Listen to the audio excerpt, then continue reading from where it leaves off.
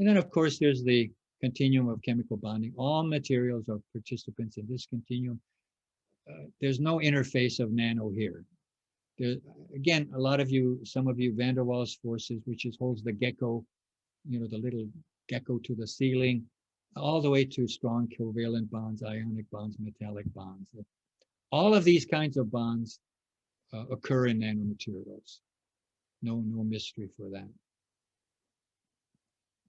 Okay, I promised you interface between inorganic and biomolecular worlds. Carbon fixation to form sugar, nitrogen fixation to form ammonia, or any other kind of amino acid will be formed later. And of course, something important to us is respiration, where it's a combustion process where we get our energy, right? Now, what is common here is each of these are mediated by enzymes. Without these enzymes, there would be no life. Again, we look at the inorganic domain. We look at CO2, H2O, N2. There are others, many others. They're just molecules, and actually really small ones, right? Then we look at the biological domain. We have the amino acids, we have our sugars, we have our DNA and RNA. Whoops, sorry. We have our DNA, RNA, all of the basic fundamental products. And nanomaterials make those possible. These products make more nanomaterials inside your cells. But it's the enzymes that make these processes happen.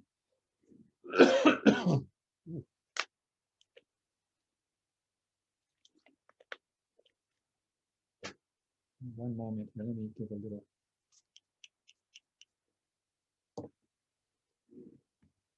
Okay, is that clear? I'm not calling this a continuum. This is not, I would not consider this a continuum, but there is an interface by the action of these enzymes between inorganic domain and the biological domain. That's what I'm saying. All right. I have a way of thinking about enzyme that I don't know if you could please validate this, because this is really just my trying to make sense to myself as an outsider. I'm kind of thinking that the chemical reaction is sort of like what could happen. When you get to a larger scale, like protein, then you get something very stable structure. Right. But to get from possible chemical reaction to some kind of strict structure, maybe you need a tweezer or something that helps put things that could have be joined together and make sure they join together. And that's what enzyme does. I kind of think that as a little tiny tweezer. I don't know if that's right.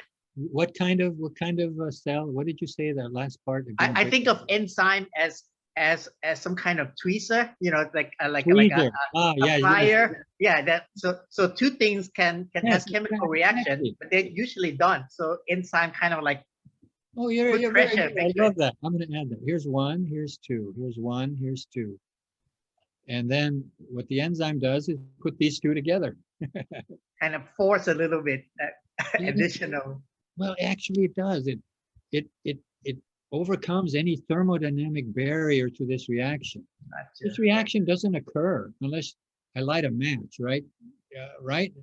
So you need this catalytic effect.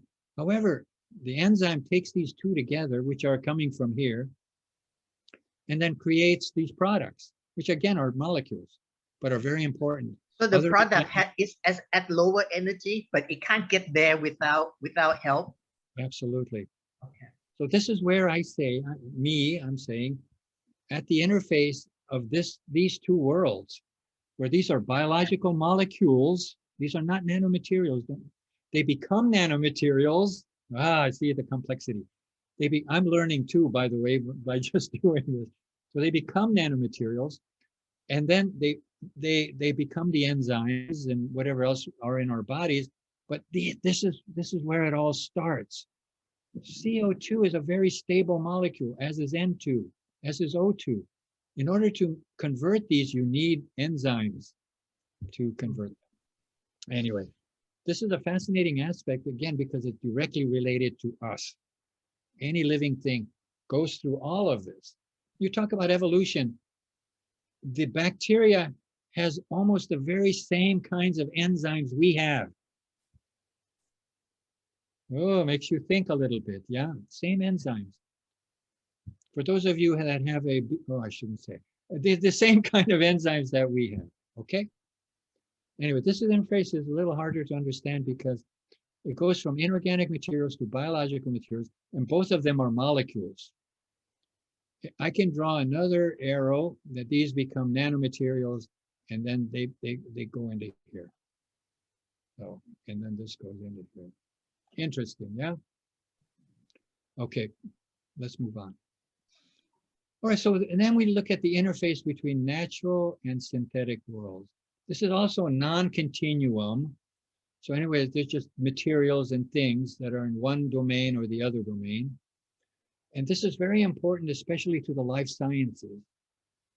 In the life sciences, we are working with enzymes, DNA, RNA, cell membranes, ribosomes, kinesin, collagen fibers, morellinite clay, which is inorganic, virus capsid, charcoal, hallocytes, which are inorganic, spider silk, which is inorganic, rose petals, lotus surface, nacre, which is the beauty of the seashell, opals, wood, butterfly scales, gecko pads.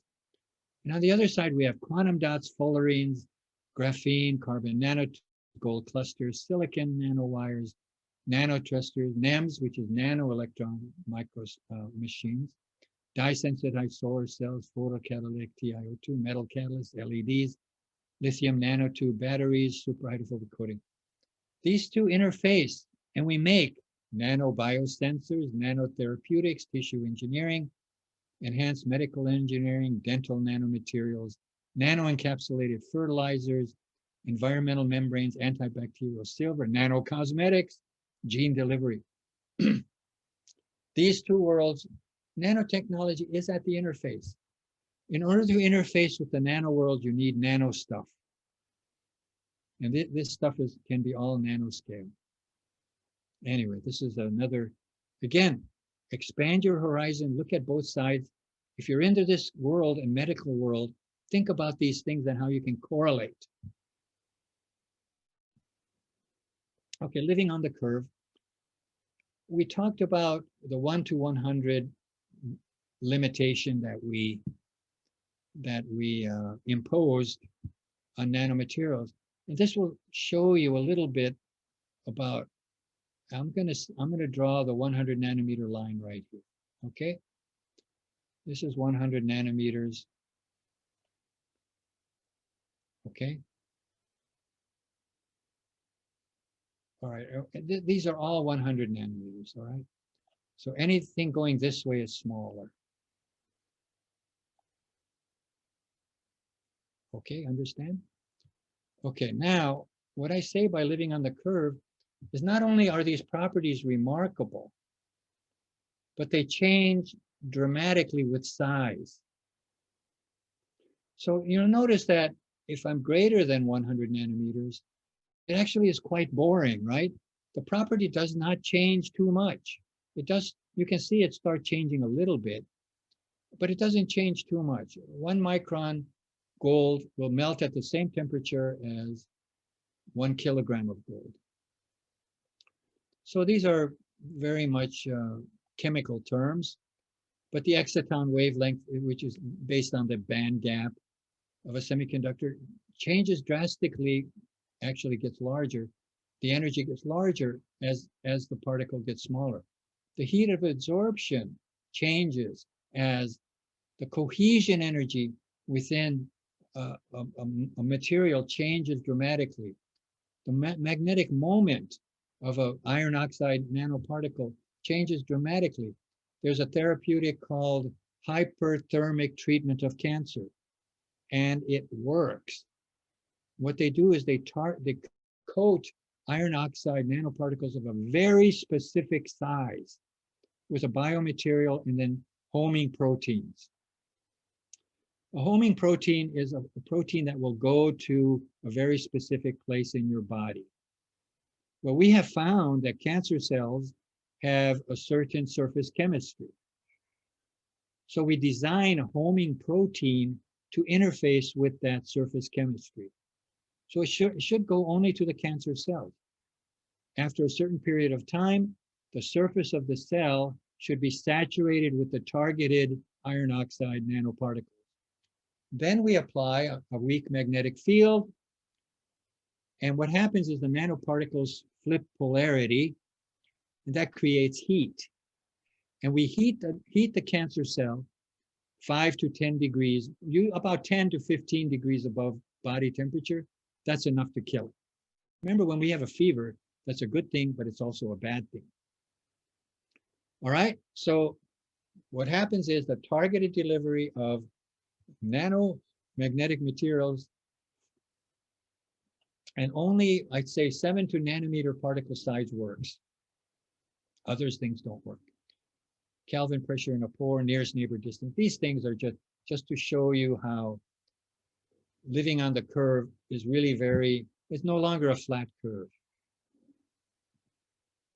So let's get into the power of nano. Okay, we're gonna show examples of high collective surface area, a surface to volume ratio, which is going to be a very important parameter.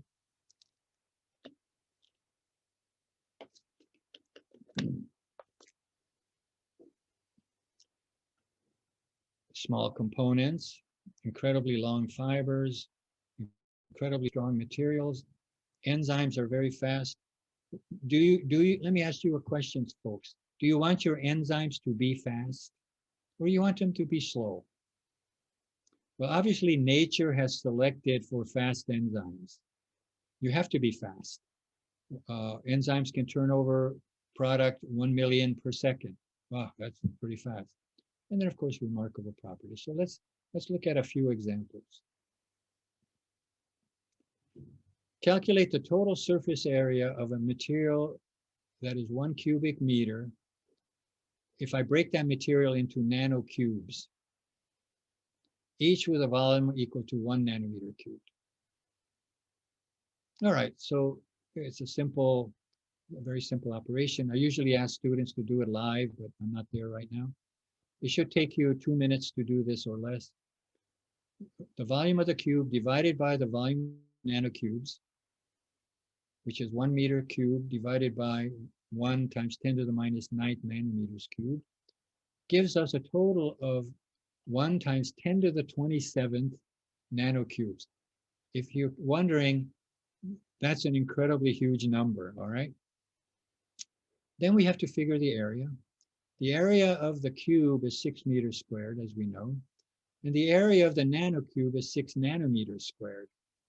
So now we know that the area of the big cube is only 6 meters squared, but now we know the area of the nanocube. We multiply that by the number of cubes, so 1 times 10 to the 9 meter, the number of cubes times the area per cube, and then we have to convert to kilometers. 1 kilometer per 1,000 nanometers, and we end up with a value of 6,000 square kilometers. So that's 1,000 times larger than 6 meters squared. No, 1 million times, right? Million. Check me, folks. Always check me. All right, 6 meters cubed versus 6,000 square kilometers cubed. How many times bigger is it? Let me know. Incredible. Another good example, by the way, again, trying to bring in the biology part, is your own small intestine. Your intestine is a tube, right? And so I think it's about 5 meters, maybe 5 to 6 meters long. It's very long. Now, first of all, why? I want you to always ask the question, why? Please, if you don't have curiosity, you're in the wrong business. So ask the question, why, all the time. Why is your intestine so long? I'm not sure about the exact length. Maybe it's 3 meters, maybe it's 12 or 15 5 or 6. I think it's 6 meters. Okay, why is it long? Well, you need to absorb nutrients. So the greater you expose the intestine to all the food stuff that are broken down already into amino acids and sugars, that the longer it is, the more stuff you can absorb, right? That's okay, good. But nature said, well, that's not good enough. Let's make the interior surface of the intestine rough. So it's a wavy kind of surface. Well, if you do that, you automatically increase the surface area, correct? Maybe an order of magnitude or more. So if the surface area is simply 8 meters times the diameter, that's where you start, then you make it rough, all of a sudden you have a lot more surface area. Okay, then nature says, okay, let's put villi, V-I-L-L-I, on the surface of the rough edges. Okay, now you've got, if the villi are 10 microns by maybe 100 micron, a couple hundred microns long or more, then all of a sudden you have a lot more surface area. But then nature said that was not enough. Nature said, let us have microvilli on the surface. Okay, well, microvilli are about 100 nanometers in diameter, 100 nanometers, and about 1 micron long. But nature said that's not enough. So it created a brush layer where these filaments are 3 nanometers in diameter and maybe one, several hundred nanometers long. At the end of the day, you have enough surface area to cover a tennis court in reality. And the brush layer actually does a lot of trapping of particles and it's a kinetic impact that enhances absorption. Okay, so there you have it. Nature itself has increased your own surface area from a very small surface area to a surface area greater than that of a tennis court. Okay, everyone get this? Surface area. We call it collective surface area. The incredible length of DNA. So if we want to collect the sum length of uncoiled DNA for all cells in our body, if our genome consists of 3,088,286,401 base pairs, this we know exactly. Why? Because of the Genomic Project. The genome was mapped already several years ago, even more than a decade ago. So the DNA, as some of you may know, are combinations of the 4 nucleotides, adenine, guanine, thymine, and cytosine. And it's those combinations that determine what the proteins will be. So if the distance between the base pairs is 0.34 nanometers, and just look at the spiral helix that you've seen all the time. Each step is a combination of the nucleotides, and the distance between each step is 0.34 nanometers. The average human has 30 trillion cells. How long is this total length? Of course, if you multiply anything by 30 trillion, you're going to have a long, but the DNA is 1.5 meters roughly in these cells, okay? 1.5 meters in one cell. And if you know you have, in DNA, you actually have 2 copies of each chromosome, it's actually 2.10. Okay, so in each of your cells, you have 2.10 meters of DNA. That's taller than you are. There may be a tall guy in the class somewhere. So anyway, multiplying just the one DNA by 30 trillion, we get 6.3 times 10 to the 10 kilometers. And this is the distance to the sun is 10 to the 6 kilometers. So you can go back and forth. Do I have the answer? Yeah. You can go back and forth to the sun 423 times. just by putting all the DNA together in your cell. And, you know, it's highly coiled, so it's not going to be uncoiled. Only parts of it uncoil when replication occurs. Anyway, 423 times to the sun and back. So, I mean, you look at this and you go, good heavens, this is a phenomenal nanoscale phenomenon. So again, looking at the incredible length of DNA, even if we don't add the 30 million trillion cells, in one cell, you have 2.10 meters of DNA. In one cell. You know, cells are small, they're about 10 microns. Okay, so that's, there are other examples going back and forth to Pluto 5 times or something. So it's quite one of the incredible properties of nanoscale materials. By the way, we ultimately want to make a space elevator, which is an elevator from the Earth's surface to geosynchronous orbit. And I believe that's about 40,000 or so kilometers. And the only material that'll work is carbon nanotubes because it's so strong. So we take this space elevator, we use woven carbon nanotubes as the core, and then we ride an elevator up and down. It will still take a long time to go to 40,000 kilometers, but it's actually people are working on it. Believe it or not, even I worked on this project. It's an interesting project and it's fascinating to people. But that would be an incredibly long carbon nanotube. Okay. The transistors, let's figure this one out. If 20 trillion transistors are manufactured globally every second today, and by the way, that's 2017 data. By 2020, actually, I'm out of date here, by the way. So if we say, let's just say for the example for the sake of doing it, 20 trillion transistors are manufactured globally every second. How long would it take to fill the volume of a 5 million drop of water with transistors if the transistors are cubes with size equal to 7 nanometer? So the volume of it is 7 nanometers cubed, right? So the total number of days, we will multiply 5 millimeters, and we can convert it to centimeters cubed. We say 1 transistor per 7 nanometers cubed. So far, so good.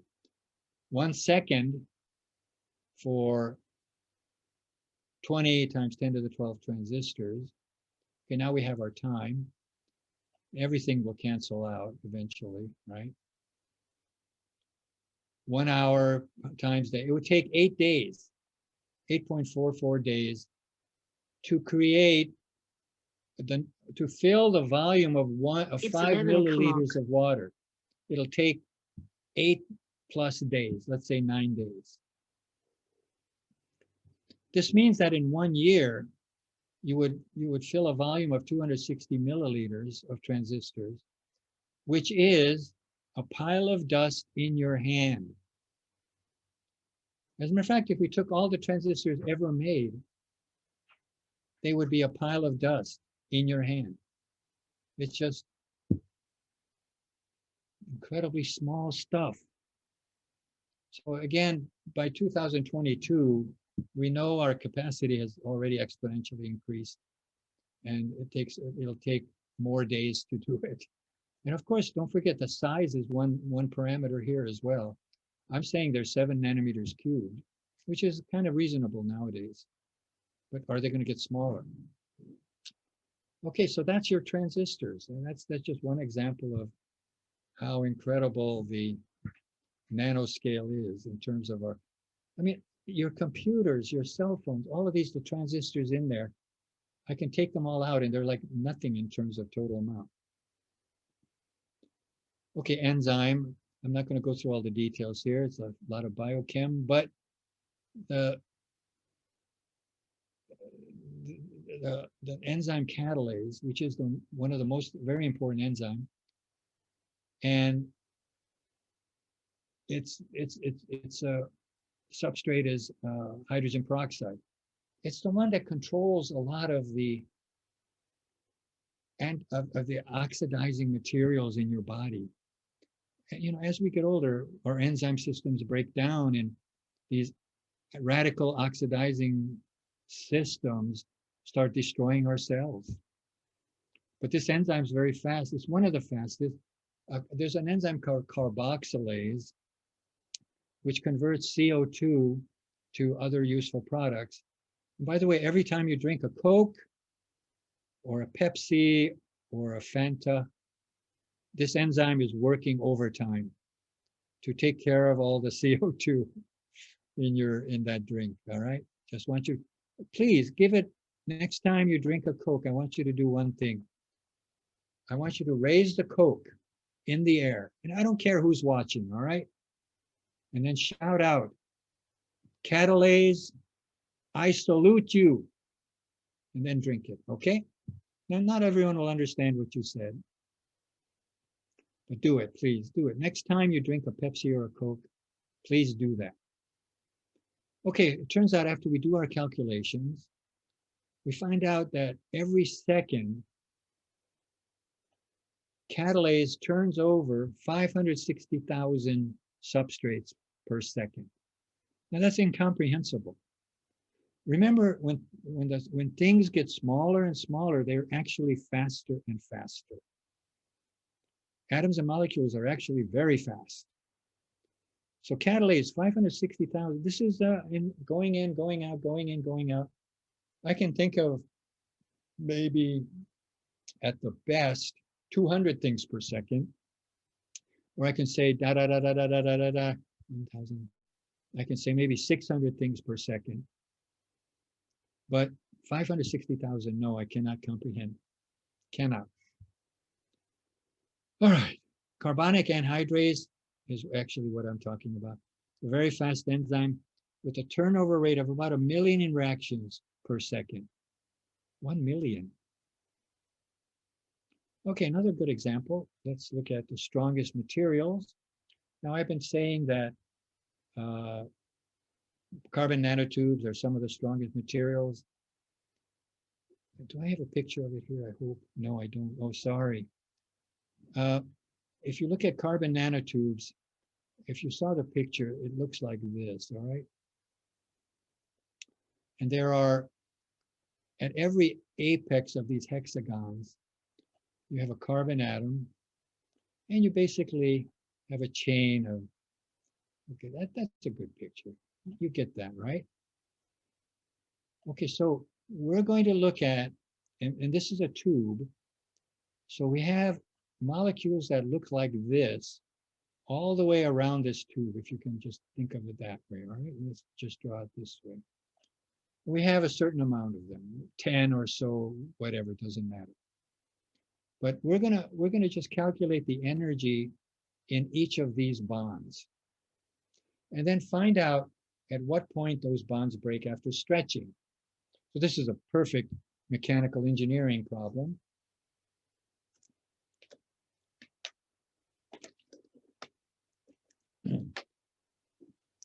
And again, please, engineers, if you're so inclined, go through the calculations again, see if I did it right.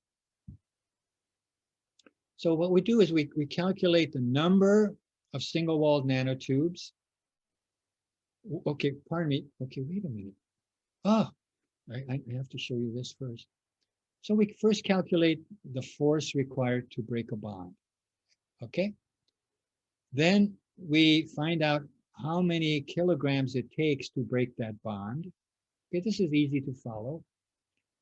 And then we calculate the number of bonds in a single-walled nanotube, and we calculate that kilogram.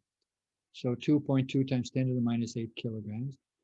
And then we know the mass of the Empire State Building is 365,000 tons. Oh, I'm missing all these slides. I'm sorry. What we want to do is calculate the number of carbon nanotubes, the diameter of a cable. I'm sorry, I flipped to the later slide.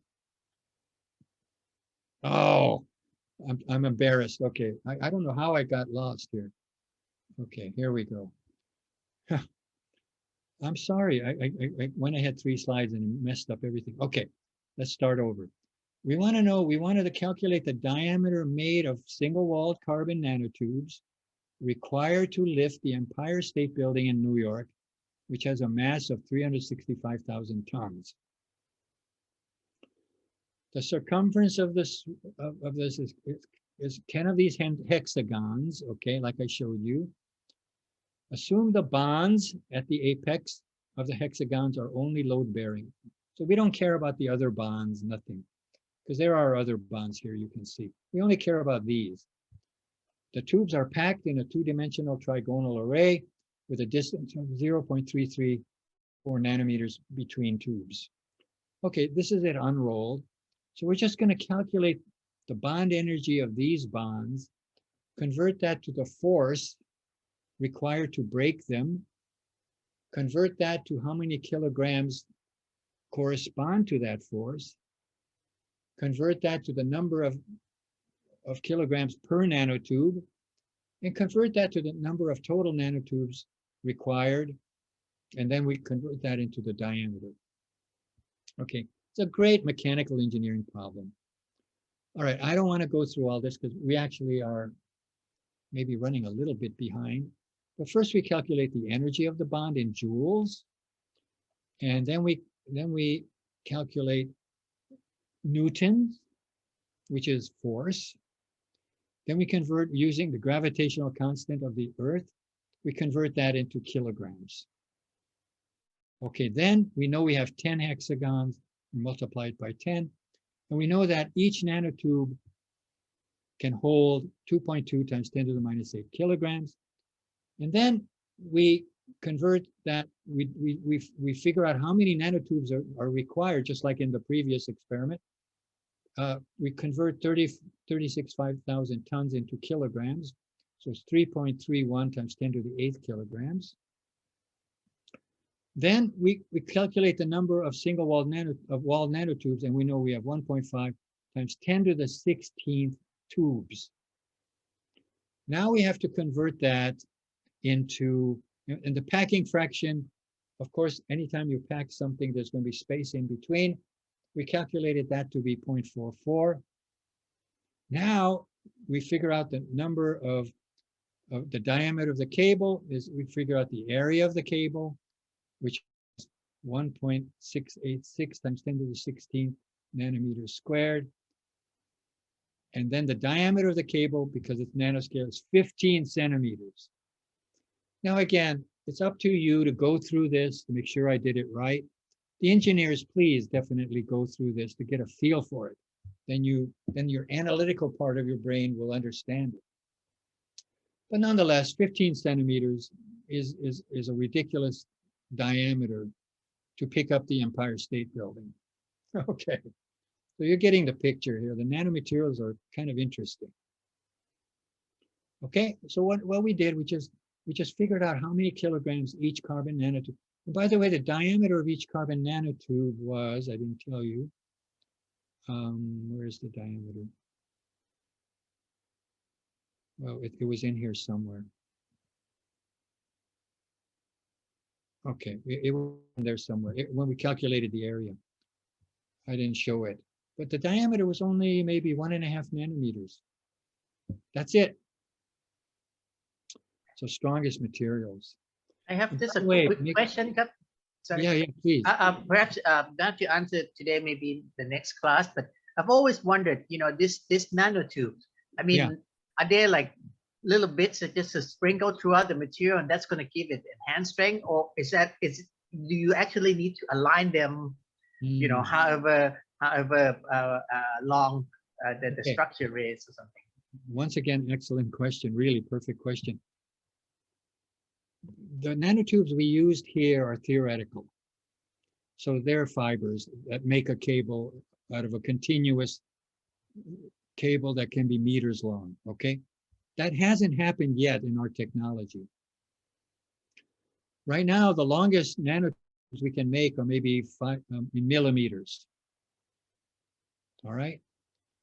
But what they do is they weave the nanotube, just like you do with wool. Remember, not weave, what's the word? You pull it so that something goes across the surface like little tweezers and just collects the nanotubes and weaves them into a yarn. Okay? This yarn can be meters long, but they're made up So of the like nanotubes are like little beads, I guess. Is no, that right? they're actually tubes. They're tubes. Okay. They're tubes, hollow tubes, absolutely hollow tubes that are maybe millimeters long that are now woven into a cable, and they're made of just like making wool. Remember when you take wool, you twirl it around, right? You twirl it into a fiber, and then you weave the fiber into a yarn. So they're doing the same thing with nanotubes. Now, who made that correlation, right? It was a correlation, somebody who knew history, who understood how wool is made. They said, why don't we try this at the nanoscale? So students, please, the power of correlation, and you'll hit your head and say, why didn't I think of that? Because it was so simple and straightforward. Why not just weave it? If you don't do correlation, if you don't have curiosity, this is not going to happen. But anyway, so they wove this together, and now they're used in mass in sailboats. So this tensile strength and all the other engineering properties of these kinds of nanotubes are incredibly strong.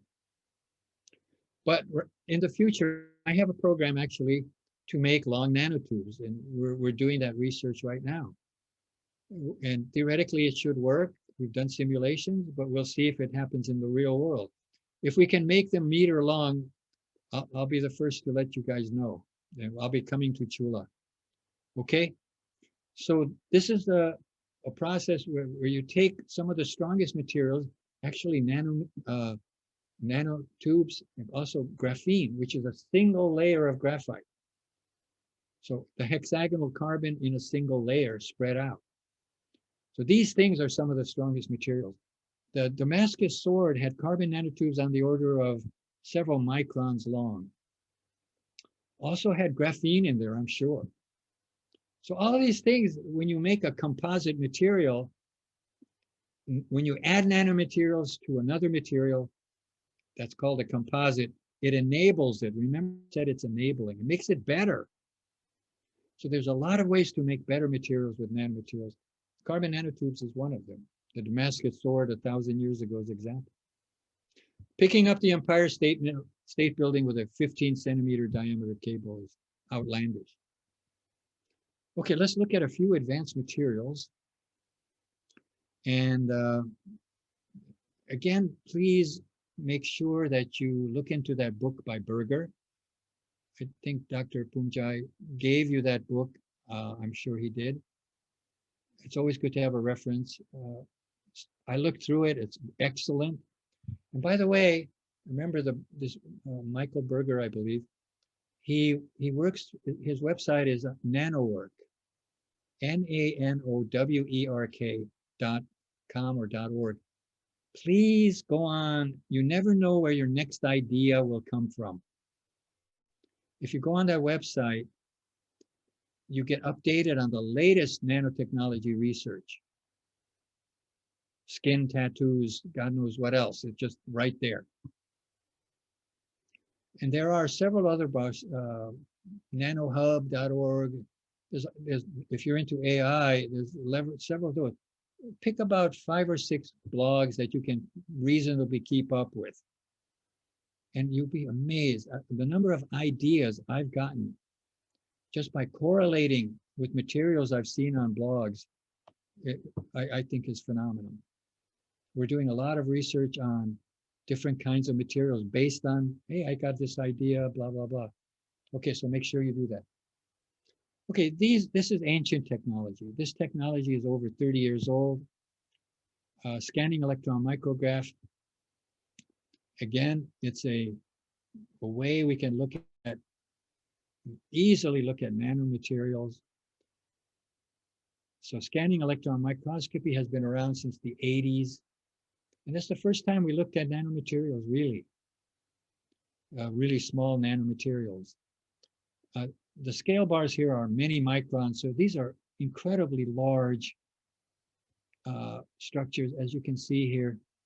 This one here is, oh, I can't read it, it's too small. But the dust mite is about 200 microns big. These guys here on micron scale, microelectronics. These scales here, nothing that I see is nanoscale, but probably all just micron scale. Maybe some nanoscale stuff here. But easy to do. We know lithography really well. We now have extreme ultraviolet lithography, and its working wavelength is about 13 nanometers. So it's good to remember the resolution is just about half the wavelength. So it's good to make features on the order of 7 nanometers. Right now, deep ultraviolet is the way to go. Photolithography is good for micron to 250 nanometer, 100 nanometer stuff. But if you want to get better, you have to go smaller. And now electron beam, they took the electron beam from SEM, and they also use that to make the masks, because the resolution of the electron beam, the wavelength of electron beams can be 1 nanometer. So there's nanotechnology there too in these instruments. Okay. So MEMS is micro electromechanical machines. NEMS is nano electromechanical machines, and there's right now, this is going into AI big time, artificial intelligence. So the smaller, the faster, and the greater our capability. Carbon nanotubes may be the wires. By the way, many kinds of nanotubes are electrically conducting and or semiconducting. So they can be used as wires to connect some of these smaller transistors together. Connectivity on its way. So keep your eyes open for connectomics coming soon. Okay, templating materials. Again, I'm very involved in this stuff. This is an atomic force microscope image. Again, AFM was invented in 1986 or so, got a Nobel Prize. And the basics of AFM are the same as the basics of listening to an old-time record. Now, you folks, are you guys the millennials or the next gens? I don't know. Can anyone tell me? I think you were mostly born after 2000. So what does that make you? Next gens? I don't know. But way before that, we had what are called record players. There were these black discs that had a groove in it, and then that groove produced music. If you put a stylus in there that read the amplitude. AFM is the same thing. It's a mechanical device that simply goes over a surface, and if it sees a hole, it goes inside of it. Then it goes like that, and it goes inside of it. So that's what the AFM does. It's just a mechanical. And this image is relayed to a detector by laser, and then the detector converts it into a picture, a three-dimensional picture as it goes across like this, And it creates a composite picture of the surface. Anyway, this is a picture of a porous aluminum oxide membrane, and the pore diameter here is about 80 nanometers, maybe 100, I don't know. But look at that. These are not atoms and molecules. These are clusters of atoms and molecules. We're way too big to see atoms and molecules here. But nonetheless, you can see this is a very nice hexagonal. You can see the hexagons here. Hexagonally ordered array with hexagonal symmetry. And we know this now. We see it. Oh, this is cool. And we can do stuff with it. We can put things inside. This is a scanning electron micrograph of a different membrane, but nonetheless, you can see this SEM can also look. It looks very different from this because they were prepared differently. Okay. So the scanning electron is a picture, and the signal in this case is scanning electron. So electrons are kind of bounced off the surface, if you want, or emitted, let's say, emitted from the surface, depending on, there's nothing here, so you're not going to get electrons from the hole. And anyway, you can see this is 100 nanometer diameter. You can see the scale bar here. And EmergingTech, which is your very own Science Park Mechanical Engineering, Materials and Technology Engineering Center. Okay, Center of Excellence. Anyway, so this is, again, remarkable materials. They're making all kinds of nanomaterials. They're studying quantum properties inside these holes because they're small enough now to start looking at quantum properties. So that's what we have. That's what we have on that one. Fullerenes and carbon nanotubes I mentioned earlier. This is a picture of, excuse me one second, my voice, oh.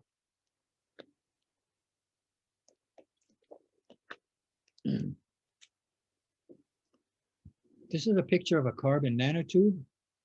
And again, it's like chicken wire rolled into a tube. And we know it's very incredibly strong. This is another, what's called a multi-walled carbon nanotube. This is the inside diameter, which is empty. And you can see the layers of, remember, these are concentric circles. So if I look at this from the top, it looks like this. There's one nanotube, and there's another one inside, okay? And then there's another one inside that. Here we see, I think, 10 of them or so. And this was done with a transmission electron microscope, which can look through things. And you can see here, wherever there's atoms, you're going to see it dark. And where you see no atoms, it's going to look light. So this is a transmission electron of a multi-walled carbon nanotube. This is a single walled here. And then if you make them in random way, you get a lot of bundles of carbon nanotubes. This is my own picture from a long time ago. Or you can get ordered arrays of nanotubes growing upstairs like this way. But fullerene is a wall of a ball. All you have to know is what a football looks like. And you know what a C60 looks like. So C60 is 60 atoms of carbon that looks exactly like a football. So you have a mixture of pentagons and hexagons. I can't draw. And these are absolutely remarkable materials that have remarkable properties. As you know, I just want to introduce them to you. They have tremendous amount of medical, life sciences applications. If you add them to a polymer, the composite will be better. Many, many, many things that occur from these materials. Bacterial nanocellulose. Wow. People have engineered bacteria. This is, I can't remember the name, some kind of bacteria that is capable of extruding nanocellulose. These fibers can be millimeters to centimeters long. In my opinion, we're going to take advantage of this technology because we need nanocellulose for many applications. But the diameter is on the order of 100 nanometers or so, but the length can be on the order of centimeters, I believe, definitely millimeters and centimeter, a few centimeters. So the convergence, I've got to do this, sorry. The convergence of bio and nano coming together here to make this process happen is now an industrial process. And we're using it. Nanocellulose, by the way, is phenomenal. You can make impact-resistant armor from it, if that's what you need. You can make lattices and structures, biostructures that are biocompatible. no toxic, nothing, and that you can make them dissolve eventually. So these lattice structures that they, what are they called? They can place inside the body for whatever reason are based on nanocellulose. You can make, of course, all kinds of optical products. You can do 3D printing with them.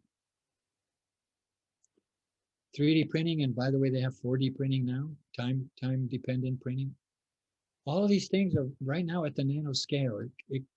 By the way, if any of you get into the 3D printing business, I think you will have a good future. It's going crazy right now. There's a lot of these kinds of that are rapidly becoming technology.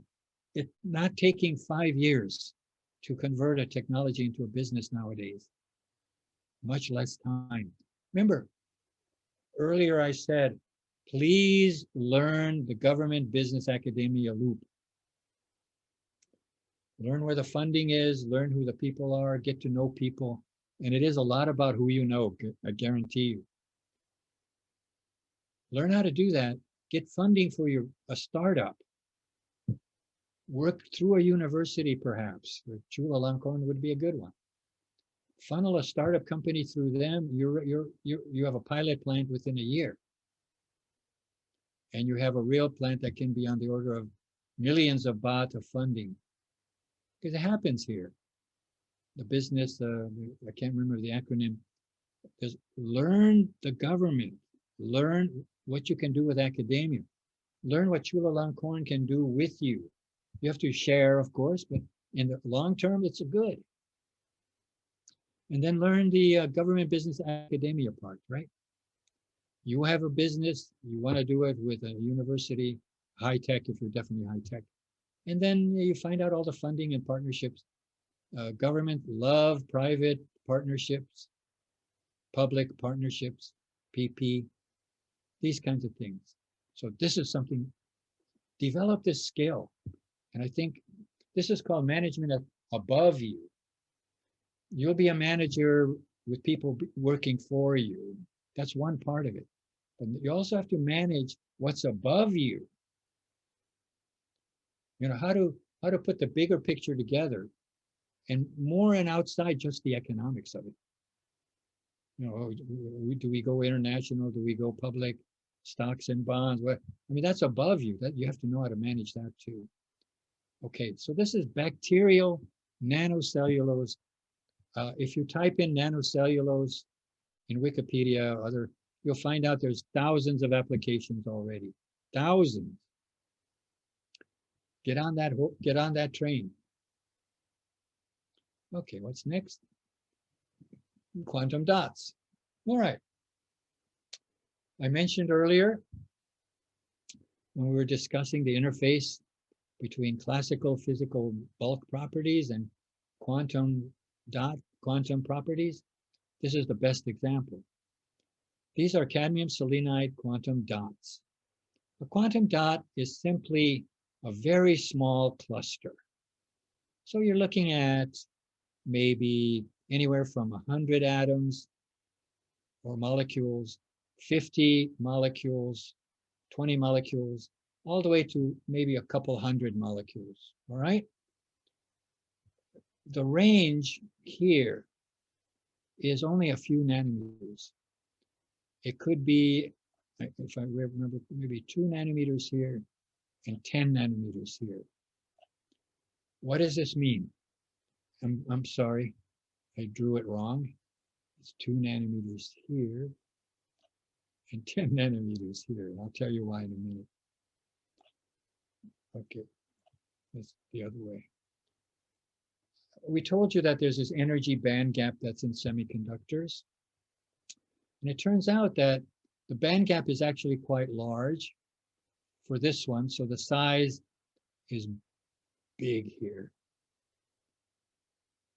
10 nanometers, and it's small here, maybe 2 nanometers. So the 10 nanometer band gap is bigger. Therefore, if I'm going to fluoresce some material from there, it's going to fluoresce at its band gap, and that's going to be about red color, long wavelength. If I get a little smaller, you notice I get orange. If I get smaller, I get yellow. Then I get into green. then I get into violet. So the ultimate picture here is the band gap here. No, you know what? I always mix these up. Please forgive me. I have a little dyslexia. Oh, I goofed this up. This has the smallest band gap, okay?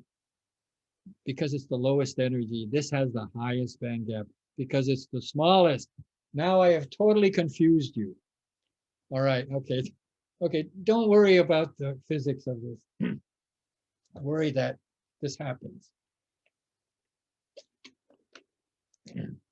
The smaller band gap is a lower energy, therefore the longer wavelength.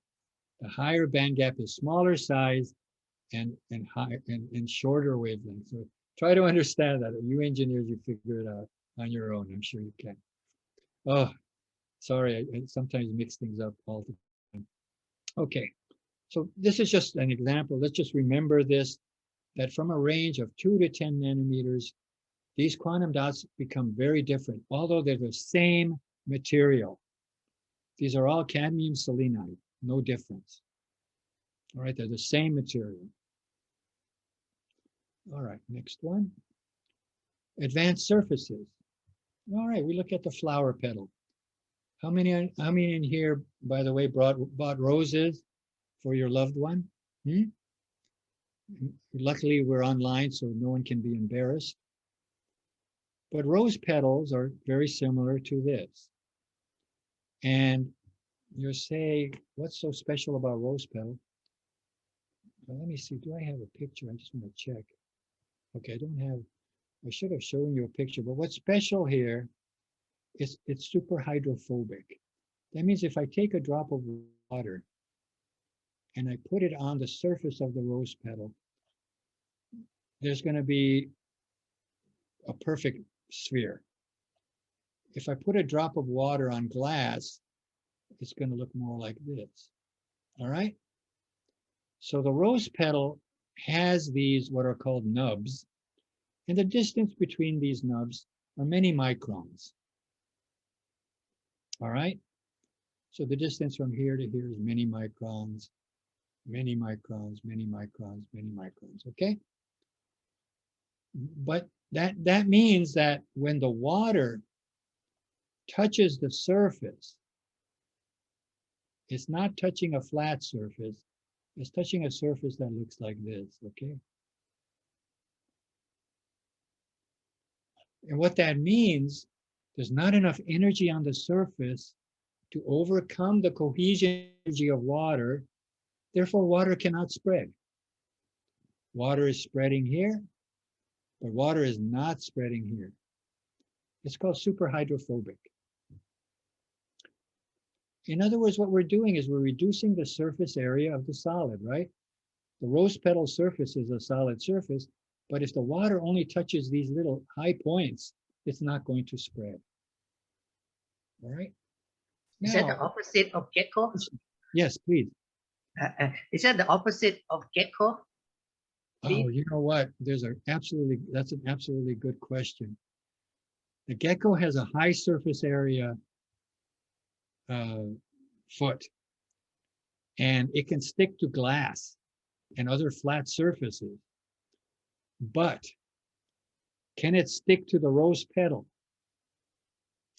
Now, if you guys this would be a great experiment. I don't know if anyone's done it, but I'm sure usually somebody has. Is take a lotus leaf. Okay, lotus leaf we know in Thailand, right? Yeah. Patuntani, right? We know that the lotus leaf is super hydrophobic. Let me show the picture right now. Correct? Everyone has seen this. Is that correct? When you were a kid, you played with this to keep the water on the surface, and you found it was very hard. You notice how round the drop is, and the slide off angle is like 1 degree, 2 degrees. So you just lift it slightly and it will slide right off. Now, the question is, which is very good for us to understand, is will a gecko with its nanoscale feet stick to a superhydrophobic surface? I say no. Now, why do I know? Because I saw a gecko on a screen once, you know, the screen. And I didn't know I was going to do that. I just wanted to chase it away. And by the way, this is when I first came to Thailand. Now I love the gecko. I don't chase it anywhere. But I put a little water on it, just sprayed a little water on the screen, and it fell off. It only fell 1 centimeter, so the gecko was fine. But it didn't stick to it anymore. So you have to figure out, you know, what are the forces of the gecko's paths? And I think I have a picture coming.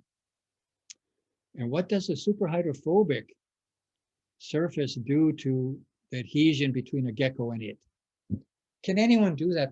We can do simulation, we can do everything. Let's do this experiment. But someone has to, you know, geckos have to be treated humanely and fed a lot of crickets. They love the cricket. All right, that's an excellent question. Now, whether or not, the other question is, will water stick to a gecko's surface? I think not. And now there are creatures that can walk on water with a similar structures.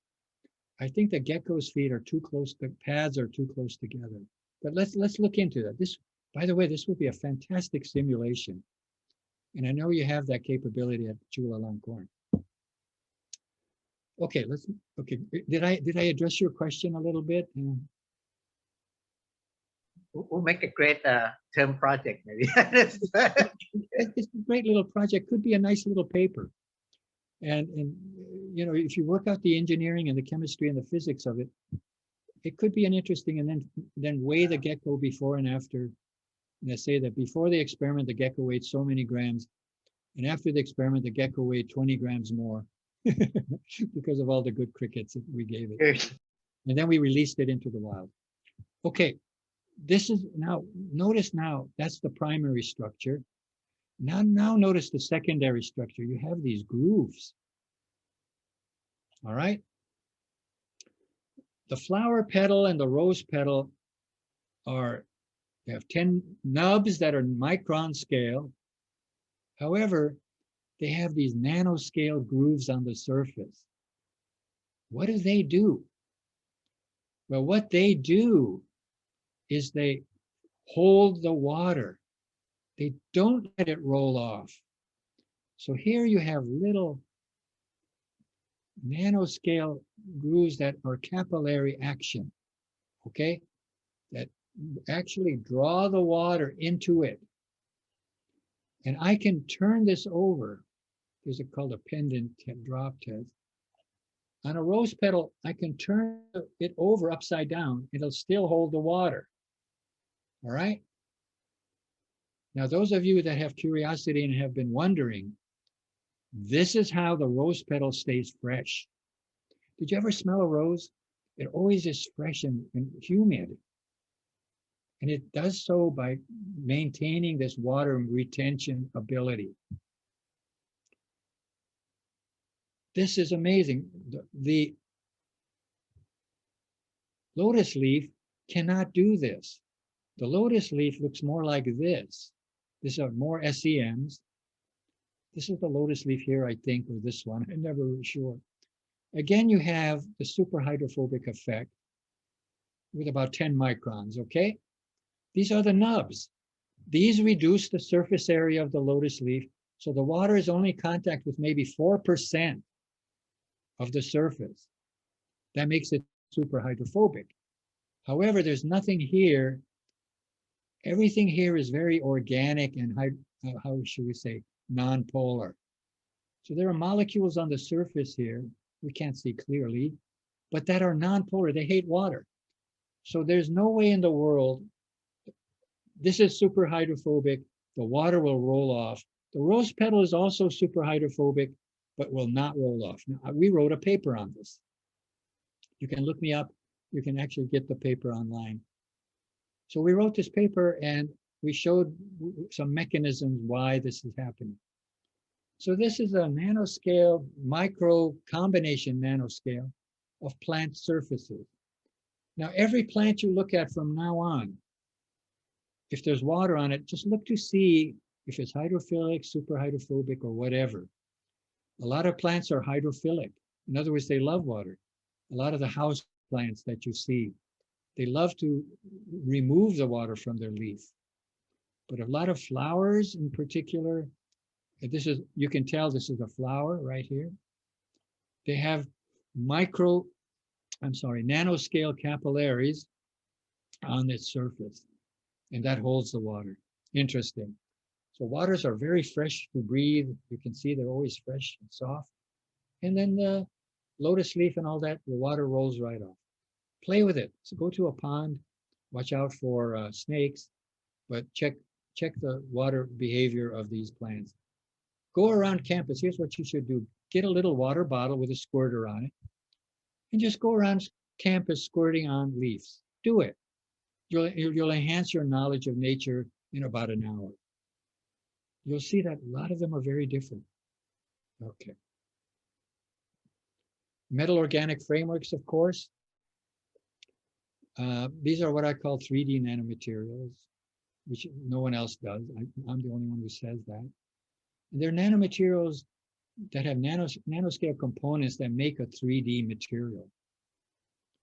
And here you have what's called a metal organic framework made up of little squares, which are the nano components. And you form these channels.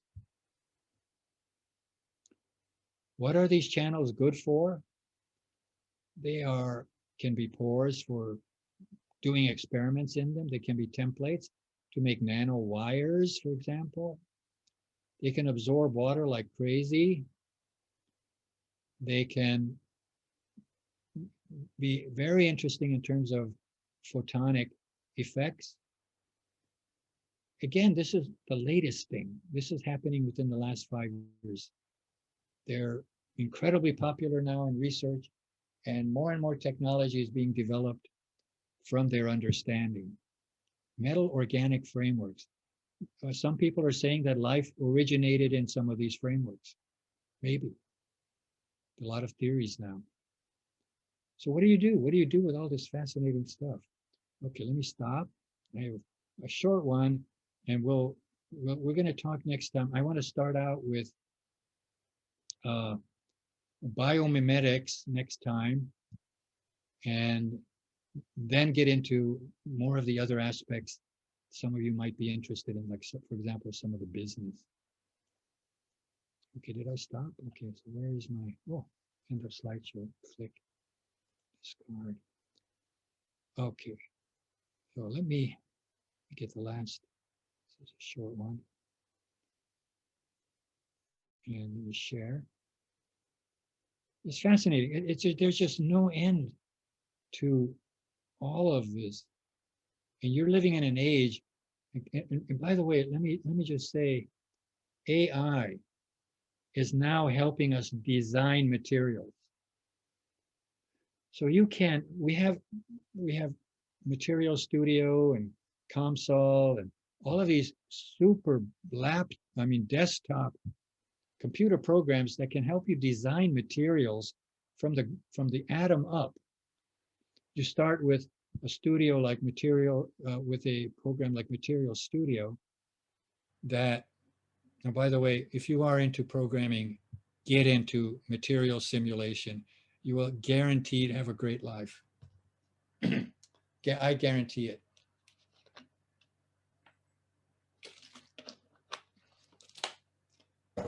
So the computing capability of these programs on the desktop, you don't need more than a few core of computing power, maybe.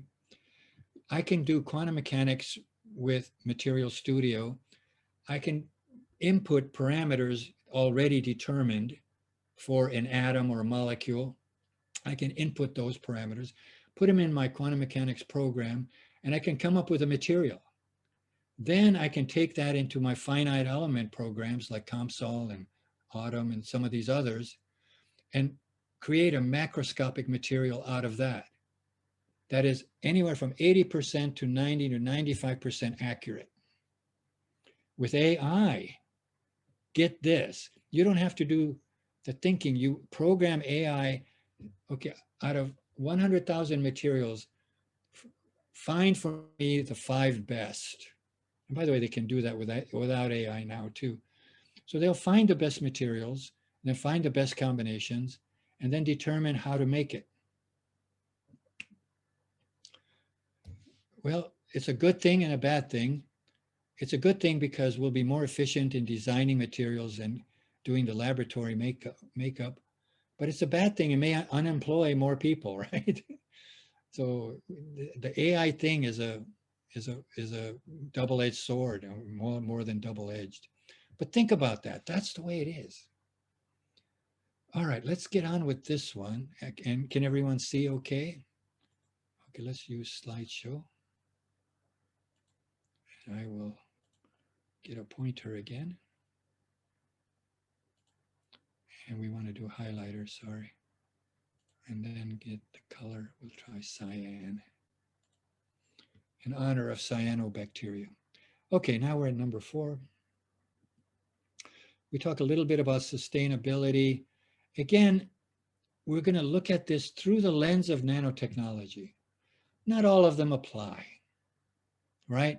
Some of them are more, how should I say, social in some ways that don't involve technology decisions.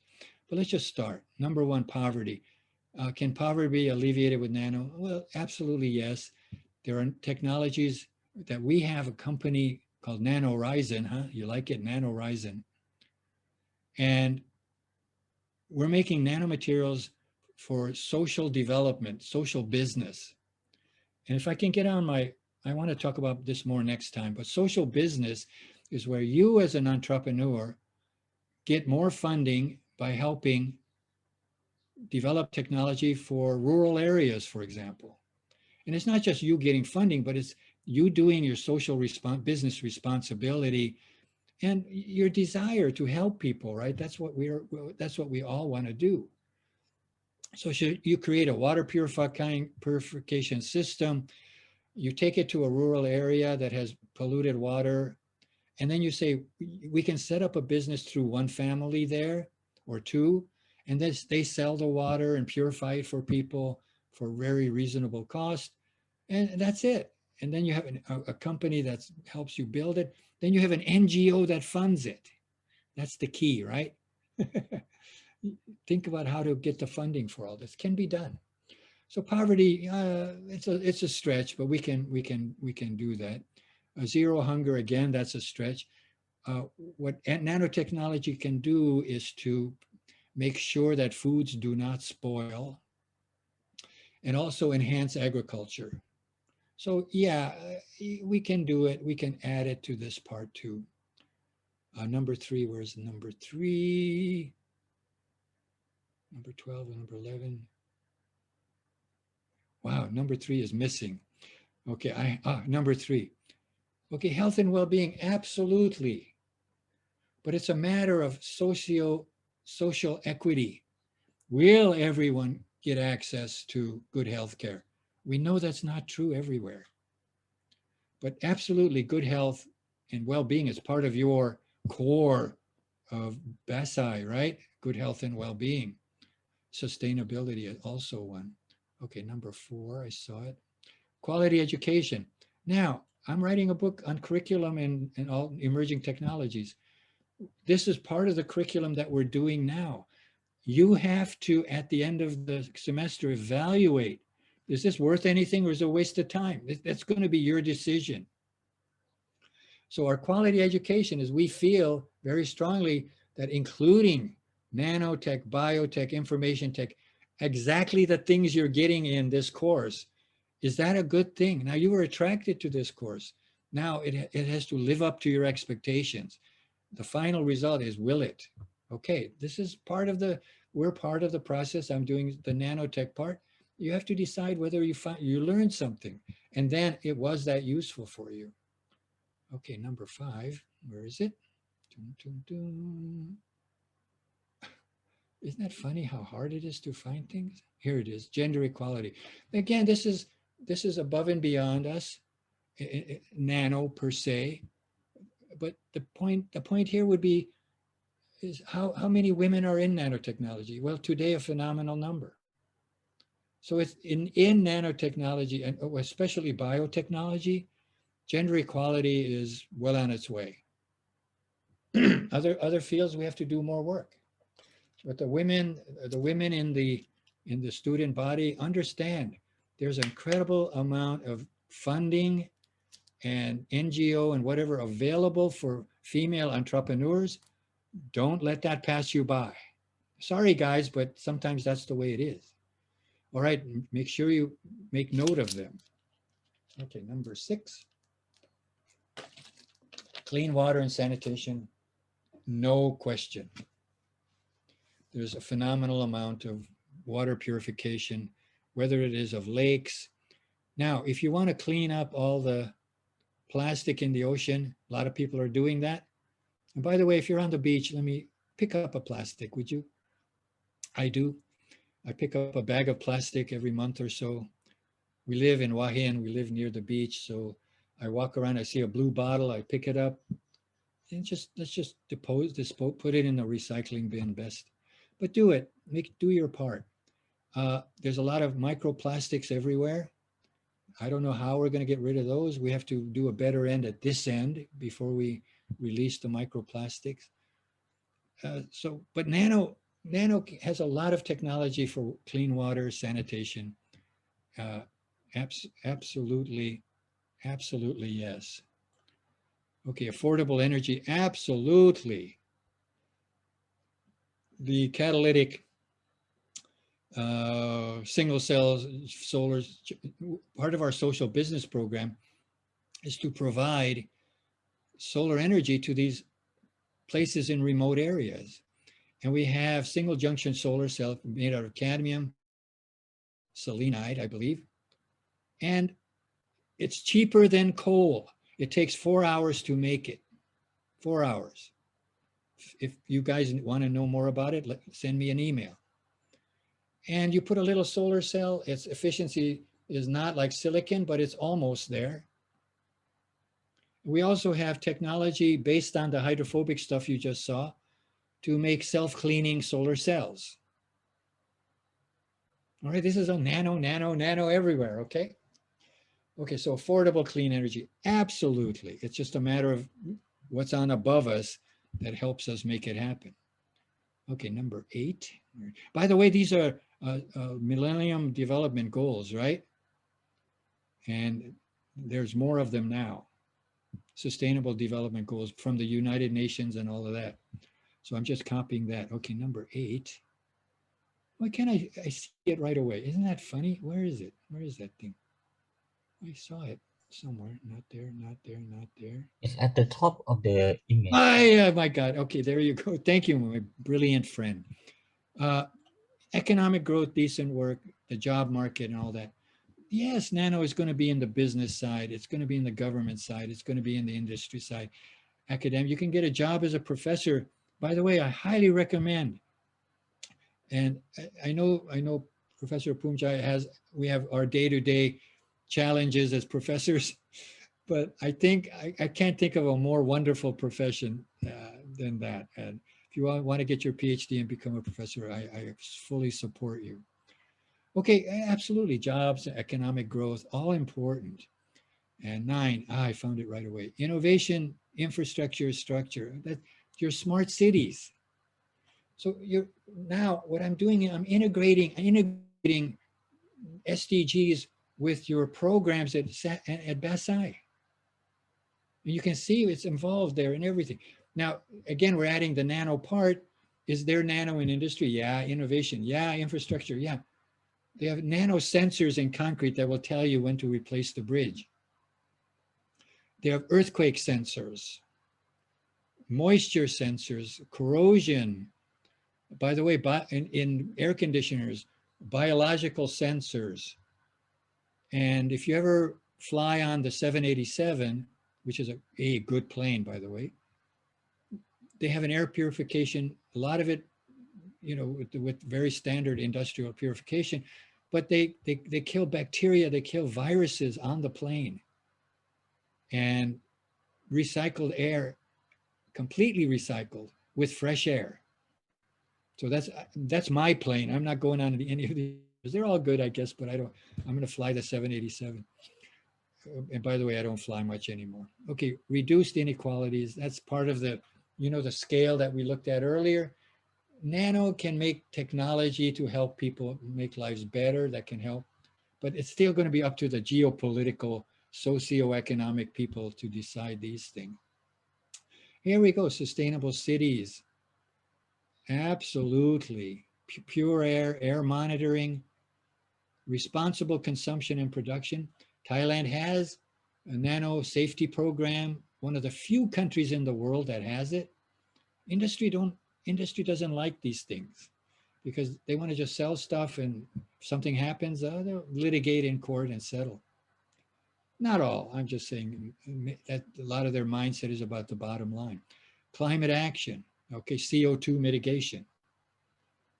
Absolutely happening right now. They're taking CO2 out of the air. We can now harvest water in a desert atmosphere. 2 kilograms per night per cubic meter of stuff, or per kilogram, was it 2 liters per kilogram of stuff, of metal MOF. Okay, life below the water. Well, we got to get rid of the plastics. We got to restore our reefs. By the way, nanotechnology uses less resources. That it means that its footprint is 1,000 times smaller than micro, right? I mean, 3 orders of magnitude smaller than micro. That's a good thing. Life on land, we have to preserve our life on land. Probably not a lot of nano in it, but again, it's our conscience. Peace and justice and strong institutions. Again, that's out of our hands. Partnerships for the goals. Okay. Try to learn these. A lot of them are directly related to nanotechnology. A lot of them are not. But there's still a nano component somewhere there. Okay. Okay, it's 1 minute to go. Take some questions before we quit. Next week, we're going to continue the development goals, look at some technologies, and then let's look at how we can do business, not to design a business model per se, because I'm not a businessman. You have experts in this course that can do that. But just looking at it from our point of view, as scientists, engineers perhaps, or someone interested in nanomaterials, how do we look at it? How do we correlate? How do we create? These things we want to talk about next time. Okay, I'm done today. It's 12 o'clock and I'm sure you guys are ready for lunch. But I can stay as long as you want on questions, no problem. Let's do this, Kap. How about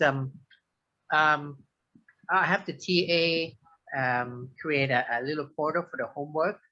Okay. I'm gonna have the student should have two things. One, of course, is one paragraph, right, on Telos. Yeah. Look it up and describe in your own word. That's question one. I think another question would be for them to sort of like browse through the Nano Work website that you mentioned. Yes. I'll give the link to the students. And maybe they can dig through some articles and come up with just read one or two articles in depth and give an overview of that and be prepared to discuss it. Great. As part of their creative thinking on how we can make this innovation. Super, very good. That would be great. That would be great.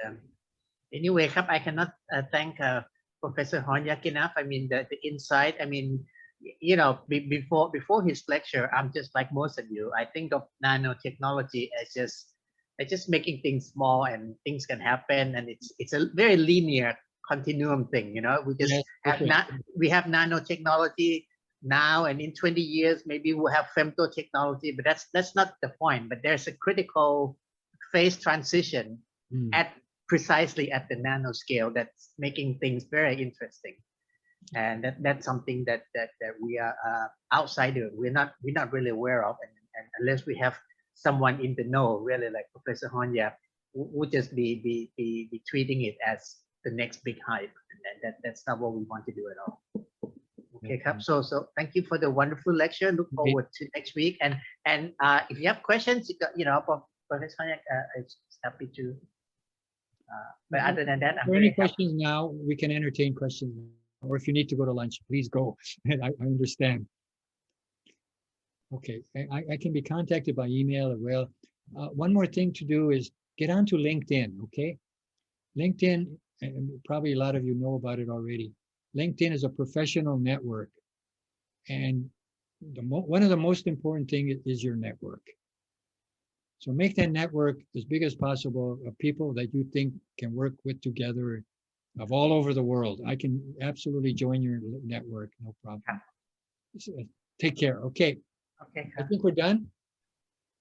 ขอบพระคุณครับ Kapun Kap, ขอบ everybody. พระคุณอาจารย์ ขอบพระคุณครับอาจารย์ครับ Thank you very much, everybody. Always a pleasure. I love this very much. Take care. And remember, be a scientist and save the world, okay? Or engineer or businessman. Okay. Take care. Thank you ขอบพระคุณครับอาจารย์ Kapun Kap. Thank you โอเคครับ ขอบคุณครับนัดเดี๋ยวทำพอร์ทัลให้น้องๆนะโอเค